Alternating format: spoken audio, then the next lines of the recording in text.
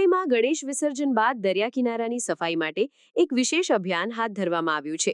આ અભિયાનમાં મહારાષ્ટ્રના મુખ્યમંત્રી દેવેન્દ્ર ફડણવીસના ધર્મપત્ની અમૃતા ફડણવીસ, જાણીતા અભિનેતા અક્ષય કુમાર અને મુંબઈ મહાનગરપાલિકાના કમિશનર ભૂષણ ગાગરાણી સહિત અનેક નાગરિકો જોડાયા હતા. આ સફાઈ કાર્યક્રમનો મુખ્ય ઉદ્દેશ્ય લોકોને પર્યાવરણની સુરક્ષા માટે જાગૃત કરવાનો અને દરિયા કિનારાને સ્વચ્છ રાખવાનો હતો. આ પ્રસંગે અભિનેતા અક્ષય કુમારે જણાવ્યું કે ગણપતિ વિસર્જન બાદ દરિયા કિનારા પર ઘણી મૂર્તિઓ અને પૂજા સામગ્રી રહી જાય છે, જેનાથી પર્યાવરણને ભારે નુકસાન થાય છે. આપણે ભક્તિની સાથે સાથે પ્રકૃતિની પણ ચિંતા કરવી જોઈએ. અમૃતા ફડણવીસે પણ પર્યાવરણની સુરક્ષા પર ભાર મૂક્યો હતો અને કહ્યું હતું કે દરેક નાગરિકે આવા સફાઈ અભિયાનોમાં સહભાગી થવું જોઈએ.